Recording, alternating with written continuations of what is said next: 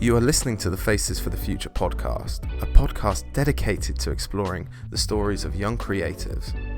My name is Jacob Deere. I'm a documentary photographer, publisher, and visual artist, and I'm going to be sitting down with creators to listen to their inspiration, interests, and process, hearing the lessons they have learned and how they broke out of the mold. Good morning, good afternoon, and good evening, ladies and gentlemen, and welcome back to the Faces for the Future podcast. We're on episode 9 already, absolutely smashing it through these episodes, and thank you ever so much to everyone watching and or listening and giving some fantastic feedback. In this episode, I have a very special guest. Her name is Noreen Nasim. She has recently been sewing scrubs for the NHS as part of a group called For the Love of Scrubs, that you guys might have seen on national media. She is also a lecturer at Doncaster College, and she is also in the process of writing her first ever novel. Fantastic, right? In this episode, we speak about all of these things, and also about the education system, and also about the lockdown here in the UK. So please enjoy. I'm really well, thank you. I'm glad I managed to set this up, because I knew I had a Skype account, but I was like, where is it? I know, everyone's moved on from Skype. I feel like a bit of a dinosaur still using it. Oh, no. It still has its uses, and it's still, obviously, I mean, a lot of people have sort of migrated to Zoom, Microsoft Teams, and I use Google Hangouts quite a lot. But yeah, it's good to actually be back on Skype. It is the original, thing, isn't it, really? Yeah, definitely. I've never actually used Zoom, or I've seen a lot of people use it. Is it much different? Zoom is, to be honest, it does the same as what Skype does. It's exactly the same. I think there's a few other capabilities where you can sort of share files and kind of put stuff on screen. I think it's even got like a little whiteboard where you can sort of doodle ideas and things like that and work. Oh, I see. Yeah. So if you're working collaboratively, like in a group of, a few people, it's got its uses. But yeah, it's kind of been on the media because I think it's been hacked recently as well. So. Yeah, it's a Chinese company as well, I believe, isn't it? I think it is. Yeah, so might be a conflict of interest there. Absolutely. But yeah, brilliant. Oh, well, it's good to finally meet you. Indeed, yes. It's great to finally meet you as well. It's quite strange. Normally when I do these podcasts, I've probably met the person before or spoke to them for a little while before, but we sort of connected quite quickly, actually. Yeah, we did, didn't we? I mean, I've sort of been posting a lot on the creative group in Facebook, and I've been sort of looking at people's work, and I think it's been quite nice being a part of that, because it sort of brought everybody, together. Those people that are sitting at home doing creative projects, it's a really nice platform for them to start sharing what they're doing, what they're creating. So yeah, I guess you tend to kind of attract like-minded people and people of your tribe, don't you? Yeah, definitely. And I think, for me, it's very interesting, because a lot of my friends who are photographers or painters, whatever, seeing them create new projects and new artwork during lockdown has been really inspiring, actually. Amazing. I'm loving the setup at the back as well. Well, thank you. Yeah, it's all of random inspiration that I've collected during my travels, actually, and there's like some prints and stuff over my shoulder there, and yeah, it extends almost the whole length of the wall, so this is only a quarter of it. Fantastic. Oh, it looks brilliant though. Good stuff. Thank you. Well, I can see in the background of yours, you've got all of your sewing utensils. Yes, my machines in the back. I've got my dollies as well. Yeah. I love making these for like craft fairs and things like that. I do a lot of kind of keepsake dolls and things. But yeah, I do lots of sewing. This is kind of like my sewing / computer room.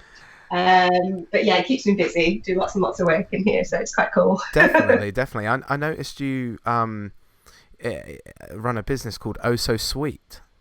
I do, yes. Okay, so basically, Oh So Sweet, it kind of the inspiration started with my little girl. So when she was born, I started looking at, obviously, girls' clothing and dolls and things like that. And I thought to myself, do you know what? I'd love to actually have a go at trying to make these things. And I thought, surely I've used a machine before, and I thought to myself, actually, this is a really, really good opportunity to just sort of get stuck in. So while she'd take her naps, I'd sort of get on the sewing machine, practice a little bit, and I just really enjoyed it. I find it quite therapeutic, and it's been nice because I've had a lot of sort of family and friends come to me as well and say, you know, oh, we noticed you've made this. Would you mind making a little outfit, or would you mind getting this old outfit and making it into an outfit for a doll? Reworking things, yeah.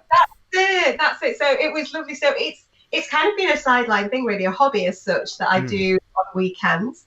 And then obviously during the week I'm at work. I work as a lecturer at Doncaster College, so I teach digital media there. So it's a good mixture of basically graphic design with some of the creative packages. So I teach a little bit of Adobe Photoshop, Illustrator.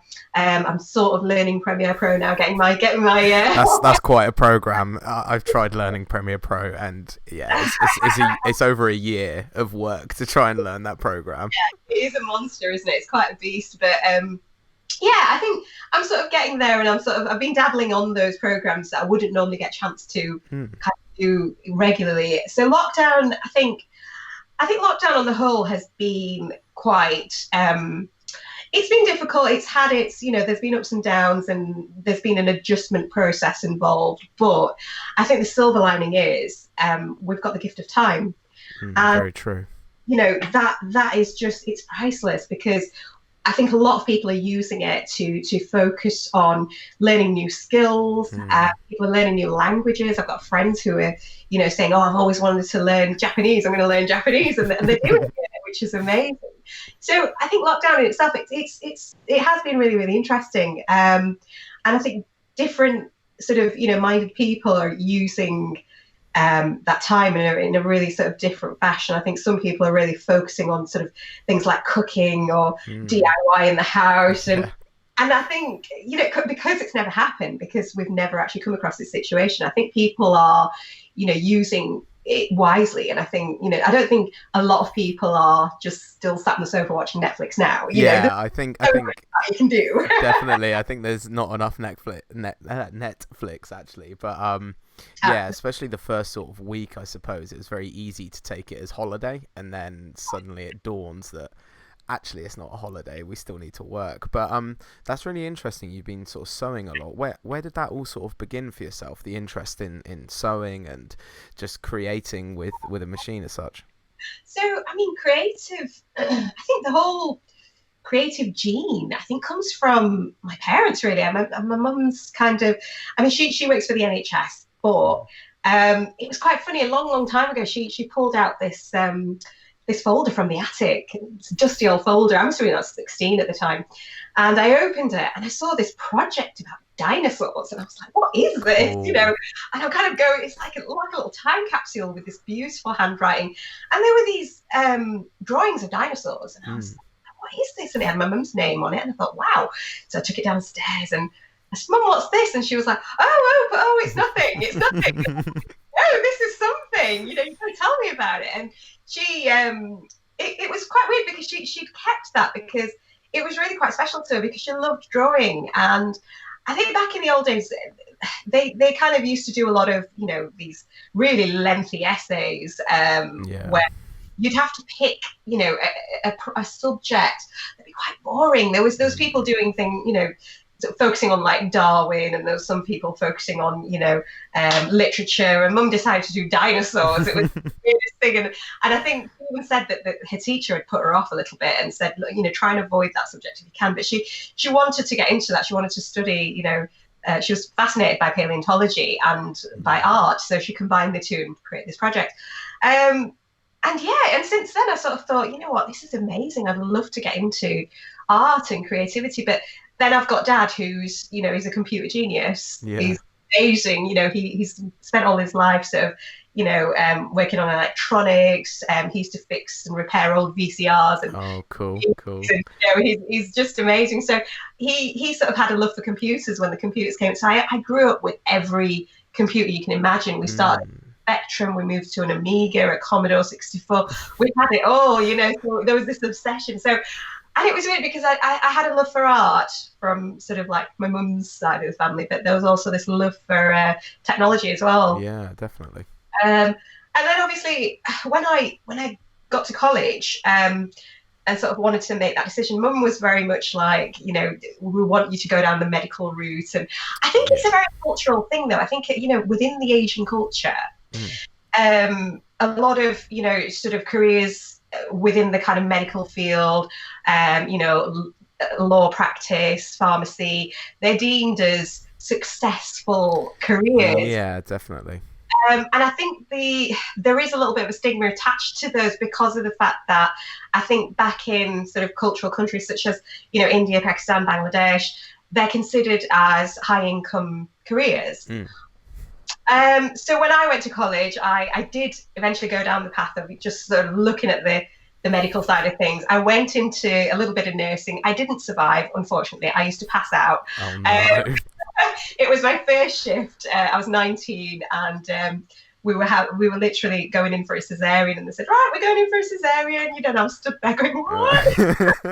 Why?"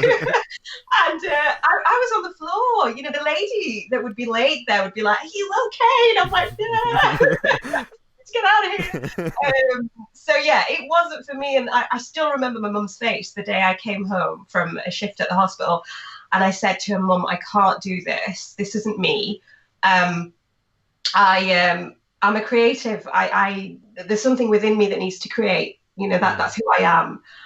And I can't do this, and I'm clearly not cut out for it." She was very disappointed, and when she asked, what do you want to do instead, I said, "Right, I want to be a graphic designer. This is what I want to do. I want to combine my love of technology and art together. But there's something at college that exists, and it's called graphic design, and this is what I want to do." And she was not very pleased. I looked at me and said, "You want to play with crayons all your life?" And I was like, "No, Mum, it's not crayons. It is, Sorry, that was amazing. That I was literally sat here going, "Oh my god, this is so good." But literally, it took me so long to explain that it's branding, it's advertising, it's marketing. There's so much involved, and it wasn't until they came to my end of year show, both my parents, and they looked and they're like, "Oh, is this what you do?" And I was like, "Yes, it's a multi-billion-dollar industry." It's got so many different layers and tiers and different genres within it. This is it. So it was there was a bit of a learning curve for them as well. I think they're not familiar. I think culturally they're not familiar with art-based subjects. They don't sort of make the connection between art and success. They don't realize that the industry is massive, and there's some graphic designers are probably on more higher wages than what doctors and nurses are. So there's a shift there. It's a cultural shift, and I think they're starting to now understand that there is a lot more to be made here, and there is some prospective careers that work. Definitely. I think the thing with it, is when I first sort of started getting into art, which surprisingly wasn't that long ago, only sort of 10 years ago, the world of photography was much more commercialized than what it is now. There is avenues to be more of, not to use a cliche term, artist, rather than being just a commercial photographer working in the commercial industry. So it has opened those avenues. But for me, it was seeing, I was inspired by painting and especially Renaissance art was something that I was always very interested in.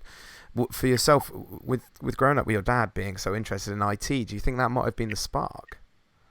I think it was. Yes, I think that was the spark. And and I don't know, I think there's something quite nostalgic about the time that we spent together as well, because I think me and Dad, we'd sit for hours playing these old Sierra games. They were like point and click adventures, and and I think because of that, sort of attachment as well, I think I sort of, that was where the seed was planted, and I really sort of had that love for sort of technology. I mean, my brother, he's pretty much similar. He's a games developer. He's a freelance games developer, and he... Oh, interesting. Yeah. Oh, God, it'd be great to have a chat with him. I'd love to get him on the show as well. Absolutely. But he sort of makes retro apps, and he's really to the sort of retro gaming era. And I think, again, with him as well, that love for gaming and technology sort of came from there.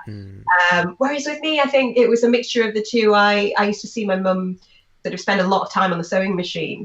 But I don't know, at that point, I wasn't as interested, because she'd make some really mundane things like curtains or like little tablecloths, and I'll be like, oh, yeah, okay. It's not quite what I was looking to do. Not quite, not quite my vibe. But yeah, as I've gotten more into it now, I've really, kind of enjoyed making different things, and I'm exploring a little bit more. And as I'm exploring more, I'm finding sort of, little niches and things that I mean, there's been times where I've made something and thought, well, I don't really want to make that again. I didn't enjoy it. I'll kind of evaluate it and sort of see whether, was it a mundane task or was it something that I enjoyed? So I'll reevaluate it. And if it's something that I didn't enjoy, I don't really repeat it again. Yeah. But then when I find, when I find other kind of, things like dresses or, dolls and things like that, I do get a lot of, pride making them, and I do enjoy it. I was going to say there must be a level of satisfaction seeing it finished and then being worn, I suppose, if it's, Absolutely, yes, I think so. And I tend to share a lot of my designs and things on sewing groups on Facebook. Ladies will sort of comment, say, oh, this is brilliant, have you got a pattern? And I'm like, no, I'm a bit rogue, I don't even use patterns. So yeah, a little bit of a wildling. I kind of just cut the material. I was going to say, I know nothing about sewing. I've sewn up one pair of jeans in my life, so I mean, somebody would use a pattern, just to sort of get a little bit of guidance. And don't get me wrong, I've ruined things as well. But yeah, I think there's a bit of an adrenaline rush, when you just sort of chopping something and putting it together. Going against the grain almost. That's it, yeah, just going wild with it. And but yeah, I'm a bit of a rogue. I don't work with patterns. So, but I have promised the ladies some sewing videos on what I do. There's little techniques that I use and things like that. So yeah, I've really enjoyed it. It's been good fun, really, making. That's so good. With regards to sort of going rogue, I think for me, I've dabbled in the film industry and other areas of art. I try to be as layered as an artist as possible. Do you think because your main outlet is graphics design, or was, do you think sewing's just your expression, just where you can completely get creative and do whatever you want? Absolutely, yes. I think to some degree there is a little bit of restriction when it comes to the graphics because I'm teaching graphics and I've sort of set syllabus of what I sort of, deliver. And sometimes I can find it quite restrictive because you are it's a bit like Groundhog Day. You're going over the basics, at the beginning of the year, and you sort of developing sort of, students' interaction with the software. So yeah, it can be a bit like Groundhog Day and it can get a little bit mundane at times. Which is understandable if you're doing it year on year or term on term.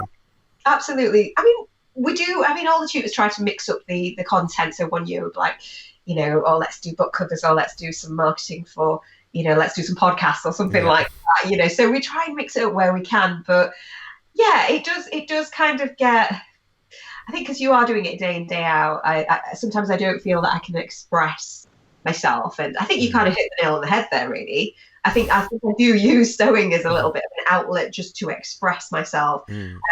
But I do the odd kind of, sort of logo design. So, for example, if a friend will say, oh, I'm opening a new business, I'm doing this or that, could you have a look at this for me? And sometimes if it's a project where perhaps the students can get involved, I'll kind of get them involved and we'll do like a live project. So that works out quite fun because I'll sort of join in. I get the opportunity to work, which is nice. Otherwise, it's just kind of delivery. I'm not really getting the opportunity to sit on the machine and create.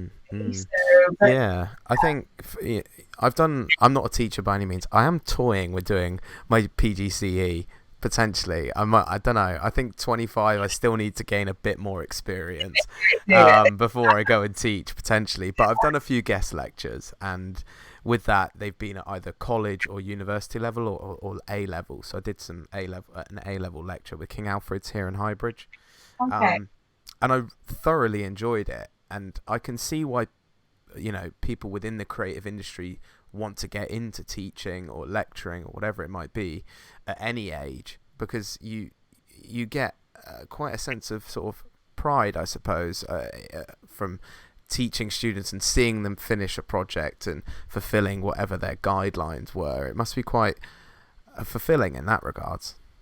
It is. It can be, but then you get the opposite effect when you get a few students who are sort of completely disinterested, and Yeah, of course. you can do this. So you're almost kind of using a lot of energy to push them. So that can be a little demotivating when you see a student who isn't genuinely passionate about what they're doing. So that can be an issue. But I think, again, it's just about, I think as a teacher, as a tutor, it is your job to kind of ignite that passion and kind of, light the way a little bit and maybe direct them towards something that they are interested in, and then combining that with graphics. So, if I'm struggling with a student who can't think of a project, I'll say, right, what do you enjoy doing? What are you into? And they'll say, oh, skateboarding, trainers. And I'll say, right, let's do this. Let's design a range of trainers. Let's do some marketing for it. And they'll be like, yeah, so I think it's all about really trying to conjure a little bit of spark, a little bit of autonomy within you. Yeah, definitely. And guiding them as much as possible. Yeah, and I think potentially it's sort of catering to what they're trying to achieve, even though they may not know what it is they're trying to achieve. Yes, it's a bit of a roundabout way of putting it, I suppose. But let me make an example. So when I did my BA honours, I had a fantastic. Excuse me. I keep catching these little coughs. I haven't got corona. Anyone that's listening or watching, it's not corona. It's not COVID-19. I know what it is. Don't worry.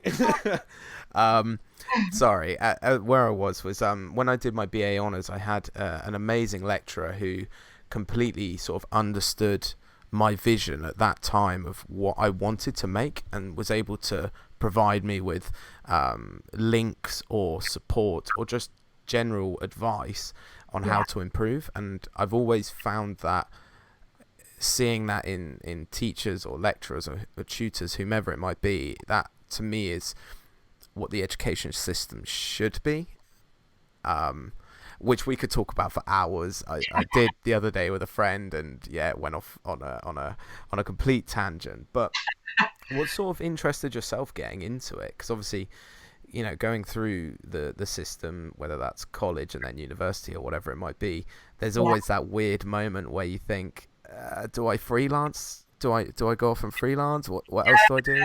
Oh gosh, so I mean, I did actually freelance for quite a bit after college and university. A little bit of freelance. Then I ended up in a print, it's a print press, but I ended up as a coffee girl in the print press. I see. Taking a few client orders and a coffee girl. So I started there, and I thought, okay, that's fine. This is where some of the junior roles will start. So eventually I ended up on a machine using software, actually creating, designing. Moved on to another agency, and then I did a bit of work at Hallmark as well, doing some card design work. And I mean, it kind of, I think that it did get to a point where I thought, okay, I'm enjoying design, but then how do I kind of expand on that? What can I do that, because I felt happy in that subject. I felt knowledgeable in the subject, and I thought, well, there might be a way that I could pass this knowledge on. Maybe, teaching is a good option. I mean, my mum loved it. She was just like, my daughter's going to be a she was just so happy. But I mean, it just kind of, it seemed the right way to go. And I think naturally I enjoy communication. I love speaking to people. I love, addressing crowds, and some people find that the most daunting thing ever. Definitely, yeah. I've still got colleagues, who are teachers that work with me that still feel daunted at the beginning of the year. They've got this new class, and they're like, oh my God. All those eyes staring at you intently. It is quite daunting for many people. It can be a nightmare for some. Whereas me, I just waltz in, I'm like, how you doing, guys? And they're all like, oh my God, who is that? So I quite enjoy it. I love interaction, and I think for me it was a very natural decision. I got to sort of, I think I was about 28, and I thought, this is what I want to do. I've been teaching for 10 years now, and I'm quite wow.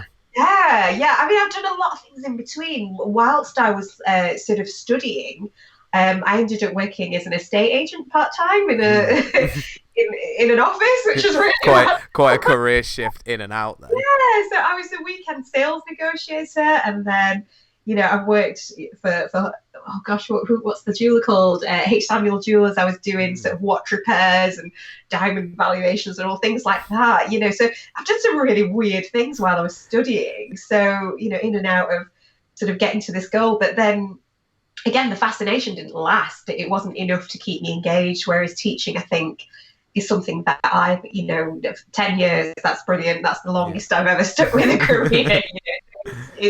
It's good. There's something good there, something positive. And the fact that it's a creative subject is massive for me. But again, because of lockdown, we're now at the situation where we are teaching from home, where sort of at the end of what they call the final major project. But a lot of students have been hindered by the fact that they can't access software or they can't access a computer. So there's been a lot, to sort of hinder their general, grades that they would have got. So I think they're looking at now just evaluating it and leaving it to the tutors to grade, I think. So, I think the whole situation, obviously, myself, I'm not a teacher, I'm not in those circles, but from the outside looking in, and looking at the people who are finishing their undergrads or their college, BTECs. I think, is it still BTECs? I'm guessing still BTECs. Yes, there's some BTECs. Yeah. That shows how old I feel. I can't even remember if they do BTECs anymore. But I couldn't imagine finishing, your final major project with not actually being able to be in the facility as such and use everything that's capable. Equipment and whatnot, definitely, especially being in a creative subject. When I finished my master's in January, I was able to utilize everything in the campus and multiple campuses to finish my project, which meant I was able to be much more focused on it. And I'm terrible working at home. I'm the first person to say that. I absolutely hate working at home. So it has been really hard the last 6 weeks to actually do anything. But yeah, to finish a college course or a BA or whatever it might be under lockdown, and then for yourself having to tutor people through that must be so tricky. It is tricky. I think there's times where we as tutors find it quite hard to engage, and I think it's student engagement that we're struggling with now. We weren't too bad before Easter, but after Easter we've noticed a real slump, and I think it is that lack of motivation. Unfortunately, there's many students like yourself who need to be in that environment, who need interaction with the tutor. You need to be in a facility to be able to focus. Funnily enough, on the other hand, we have some students who work really well from home who didn't do so well within college environment, that are just flourishing at home. And so, on the flip side, there's that as well. It's quite interesting how different students study in different environments and perform differently, isn't it? It is, yes. And I think that's been quite interesting kind of discovery as well. And it kind of gives us more information about students as well, and how they work, and what works for them as well. Which is sometimes, that's part of the struggle. It's figuring out, every student is different. So it's kind of getting into the mindset of that student and thinking, right, how can we sort of get the student to be more productive? What can we provide? What can we facilitate, and put in place that would help them generate more work and be more focused and motivated? So that's half the battle. Yeah. Yeah, I could imagine. I could imagine. I definitely couldn't imagine trying to be a tutor for a class only through the internet. Must be incredibly difficult. But for yourself during lockdown, not just teaching, you've also you joined a group, didn't you? A sewing group. Yeah, so basically the what happened was, initially it started with a nurse in a place called Boston. I think it's the Lancashire area. I believe it's up north somewhere. Yeah. Yes, I think it's sort of between Sheffield and but Ashley put a call out saying, we don't have enough scrubs, because at the time UK was sort of recruiting thousands of volunteers that were to join the NHS. There wasn't enough protective equipment, sort of in terms of scrubs. And she said, I've managed to make a set of scrubs, she said, and it's fairly easy. Can we get some more seamstresses on board? And it was amazing. The group just grew and grew and grew, and I think it's up to now about 52,000 members. 52,000. Yeah. Wow. So it just got to the point where people were just dusting off their machines and saying, right, let's do this. So I came across the group and I thought, this is something that I can do. And obviously I had the Easter period and I thought, right, I can blast out, a whole set of scrubs during this period and it'll give me something to do. I'll feel like I'm actually doing something. Yeah. Unfortunately, I'm having to isolate due to being a severe asthmatic. So it's really, really difficult to sort of do anything. And I thought, this is my opportunity. This is something that I can do where, I'm actually helping and I'll feel a lot better. And I think, although I was doing something for charity, I think it just helped me personally. It helped my sort of well-being. Yeah, it helps you sort of feel like you're a part of the solution and trying to fix the problem, I suppose. Fix the problem, absolutely. You're offering, a little bit of aid to somebody in need, and you sort of thinking, yeah, I can do this. And although I've never really actually done clothing at that point. I'd only done dolls and things and dresses. For my little girl, I've only just started doing it in the last few weeks. But my confidence came from when I made my first set of scrubs. I thought, wow. And I hung it up and I thought, I can do this. This is pretty cool. I know how to sell clothing, not just dolls. And I thought, right, this is amazing. And I got a pattern. I actually used a pattern. Didn't go all rogue. I didn't go rogue. I was conforming to this pattern. And it turned out great. And I thought, right, I'm going to get some more material. And there was some amazing companies out there that were just sending rolls of polycotton, just rolls of it, like, take it, here you go. And so I got a roll and I got started, and that was it. I just went on from there, just making sets of scrubs, and it was done really well because there'd be one sort of logistics person or admin on the team that would say, right, if you've got some sets ready, let us know. A car will pull up outside, they'll open the boot, you just sort of pop it in there, step back. So there was all social distancing, adhered to, and it was brilliant and it worked really, really well. And thousands and thousands of scrubs have been sent out. And it's been great. They got a lot of publicity to the group. They appeared on the news. I myself was just featured last week in the Doncaster Press, which was lovely. Congratulations. Thank you.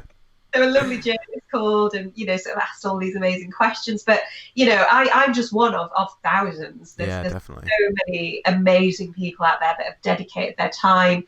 And, some that have got businesses that were kind of closed. So they've actually called in people, social distancing on desks, just teams of people sewing. Incredible. It's been great, and I think the way that everybody's come together to help the NHS has just been incredible.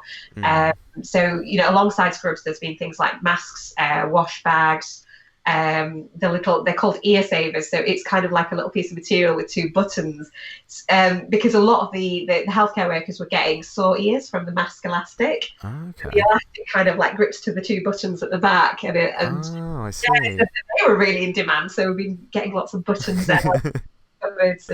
And doing loads of those. And my mum as well, she sort of requested some as well. She's like, the ladies on the ward need this many this and this many bags, and I was like, yeah, I'll get them sorted. So yeah, it's been good. I mean, the demand has kind of died down a little bit now. Yeah, of course. I feel like the demands have been met and they're doing really well in terms of other PPE that's arrived, from abroad. I think that's kind of like now filling the gaps. And yeah, so I think it's been great. It's been really fulfilling, and it's given me a sense of fulfillment, and I felt quite happy actually, quite good. It must have been quite a sort of learning experience for yourself, going from sewing dolls' clothes and clothes for your little girl, and then suddenly sewing for the NHS, quite literally. Yeah, quite literally. It was strange, and I felt like I did a bit of a dive there in the deep end. You sort of dive head first, hope for the best. And hope for the best, yeah. So, but yeah, they weren't too bad. They turned out really good. And I thought, right, these are wearable, so that's good. And yeah, so it was. And then from there, I got my confidence. I thought, right, if I can make scrubs, surely I can make clothing for little ones. So I started with my little girl, who's 2. She's 2 on Sunday, so she's quite petite, quite small. And I thought, right, let me have a go. Let's do this. And the first one turned out good. I thought, right, let me try another one. And it's become a bit of an addiction. Really? Fabric hoarder. How many rolls of fabric have you got in your collection right now? Oh my god, I don't know. Well, this just arrived this morning, and there's about 4 sets of fabrics in there. I've got bags full in there. When you start getting anonymous packages, grey bags of fabric, that's when you know you might have a little bit of a problem. I know. So yeah, every morning the poor postie, she'll come and she'll be like, fabric again? I'm like, so yeah, it is a bit of an addiction, but I am loving it. It's amazing because I don't know, I just don't see fabric the same. I look at it and I visualize. I just think, ooh, that looks really good. That would look, fabrics that you wouldn't look at twice. I'm managing to make them into these little masterpieces, and I'm so thinking, interesting. Yeah, that's really interesting. Because when you speak to I forgot the name of them now. How has my brain just stopped working? The people that design buildings, architects. Thank you very much. We got there in the end. When you speak to an architect, they look at buildings differently. They don't just see them as four walls and a door. They see them as different aspects and sizes. And so it's interesting you say that about fabric. Yeah, fabric it's odd actually. It kind of started again at the beginning of the lockdown, and I do see it very differently, and the feel of the fabric. I'm learning names of fabric. How many have you got a book about it yet? That's when it starts going downhill. Yeah, I do. I've actually got books. It's really fun. I've got Amazon books about fabric. So yeah, it's gosh, yeah. Sometimes it's really strange because I remember the other day I even said to my hubby, I said to him, I'm going to be 37, but I feel like I've just gone sort of beyond my age. I'm like aged really quickly, and I'm thinking, I'm hanging out with like 60-year-old ladies about embroidery. What happened to me? It'd be interesting when you get out the knitting needles. That's when it's. Oh God, yeah! I want to crochet, so I'm halfway there. So. My God, yeah, but again, it is. There's a real kind of sense of fulfillment the moment you make something and create it and look at it. You do get a sense of fulfillment, and that's with every artist. You create a piece and you think, wow, I've made that, and again, somebody could say to you, oh, you could have just bought that in whatever shop, but again, that fulfillment isn't there. You've picked it up off a rack, whereas when you've made something, you kind of you try to get more out of it as well. And I suppose you treat it with more respect because you've put time and energy into it. Absolutely, that's it. You respect the blood, sweat and tears that have gone into it.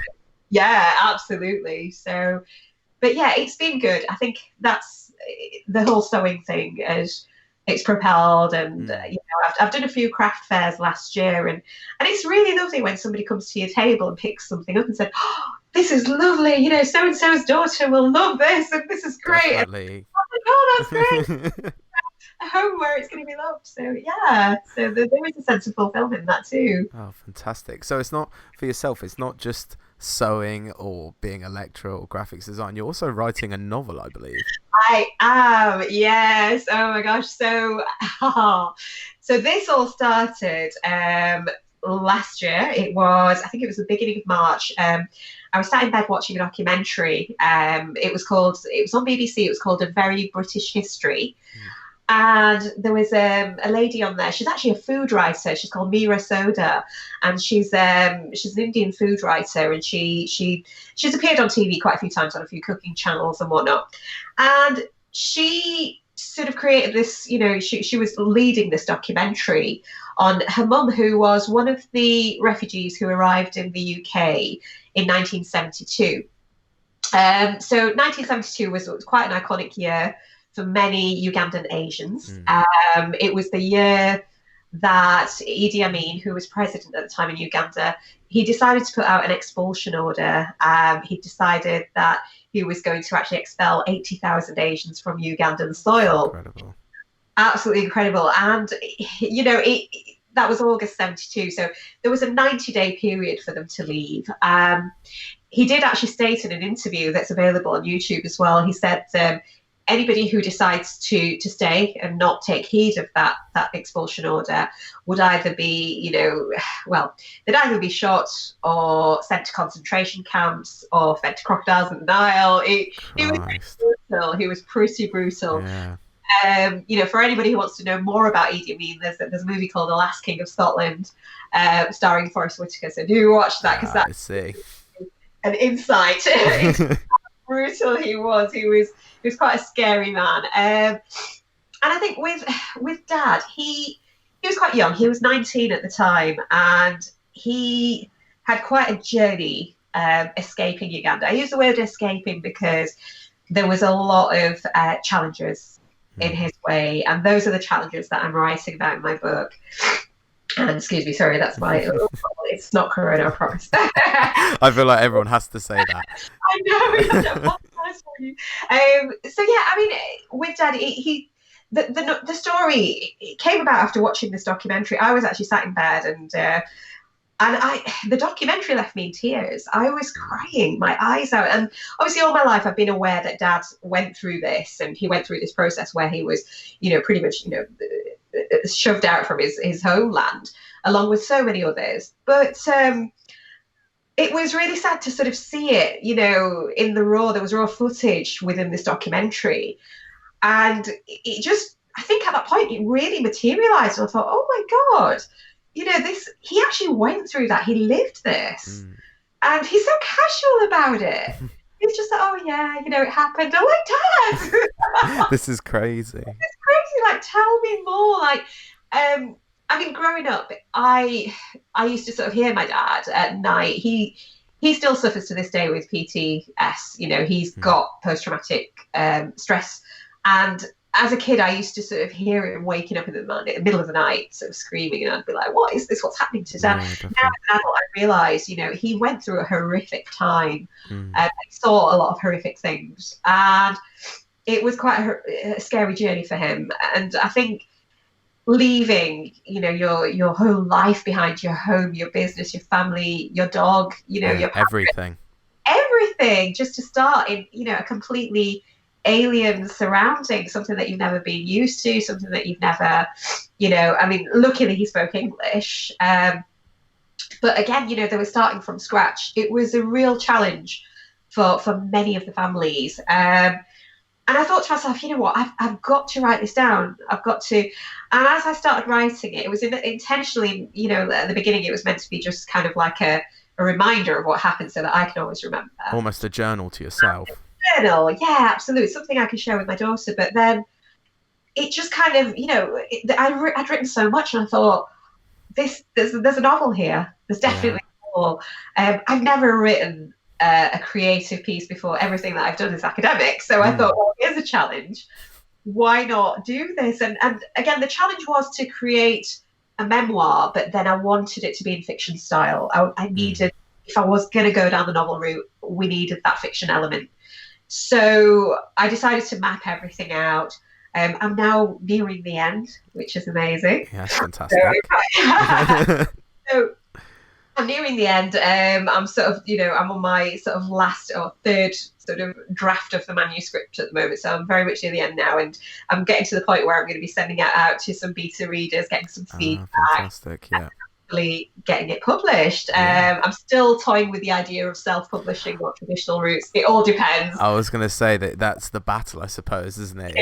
Do you find someone who can publish or self-publish? It's the same with it's the same with photo books. When for example, myself or other photographers make a project, you can either try and find a publisher or do it yourself, and there's this battle back and forth, whichever best suits you, I suppose. That's it. And because I'm not quite at the bridge yet, I'm sort of thinking, right, we'll think about it when we get there. And obviously, again, I'm just going to see how it goes. But yeah, I think for now, though, I'm just really enjoying just writing. There's been some amazing stories. In terms of the actual structure, it sort of flits between present day, when the point of which Idi Amin gives the expulsion order, and then the next chapter goes to a flashback to his childhood days. Oh, incredible! It was incredibly naughty. It was terrible.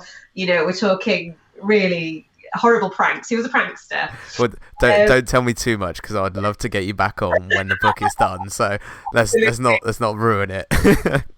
But yeah, there was, so it kind of flits between, we've got present day story, sort of running in chronological order from his escape from Uganda to the UK, and then in between we've got some wonderful little childhood stories. So yeah, we're getting there. I'm really excited about it. There's not very many books that have been written as well on the subject. I don't think many people. There's a handful of people that have actually written a book about their experiences. that's it. There's not very many, so it's going to be quite an interesting outcome, I hope. Definitely, and I very much look forward to reading it once it's all finished. Oh yeah, absolutely. I shall send you a copy. I look forward to it. So, with regards to everyone who's sort of listening or watching this podcast, where can they sort of find yourself, whether that's on social media, etc.? So for the moment, they can find me on at Oh So Sweet Crafts, which is on Facebook. And I'm hoping now, sort of within the next week, I'm going to try and get a Facebook page set up really for the novel, because I refrained from it at the start because it can be quite difficult getting audiences and then obviously keeping them entertained and engaged until that point. So now I feel like I've got enough material to actually keep people engaged until release. So that's great. I'll do that soon. Perfect. Well, everyone who's listening, links will be down below to go check out the work. Thank you ever so much for coming on and having a chat with me. Brilliant. Thank you so much for having me on board. I look forward to more of your podcasts. Thank you ever so much. Thank you so much for your time. It's been great. No, of course. And as I said, we'll have to get you back on when your book is all published and selling millions around the world. Don't forget this day. I won't. This is my favorite interview. So yeah, this is fabulous. So thank you once again. Of course. Well, thank you ever so much, and I hope everything goes well with the novel and also with Oh So Sweet. Thank you. Cheers, Jacob. Take care. All your podcasts. Take care. Bye-bye. Bye-bye. So that is it for episode 9 of the Faces for the Future podcast. I want to send a massive thank you to Noreen for being on this episode and being such a fantastic guest and sharing such interesting insights into all of her projects. If you want to go check out her work, links are down below. And whilst you're out there, if you could give us a follow on Instagram at FFTF Podcast, it would be hugely appreciated. If you're listening to this on Spotify, if you could like this podcast as well, that would be absolutely amazing. We're looming ever closer to episode 10, and episode 10 is going to have a very interesting guest. He knows who he is, and I'm sure you guys do as well. But I want to say a massive thank you to everybody listening and or watching this podcast. Your support is giving me energy to make more of these, and I can't thank you guys enough. We will be back very soon.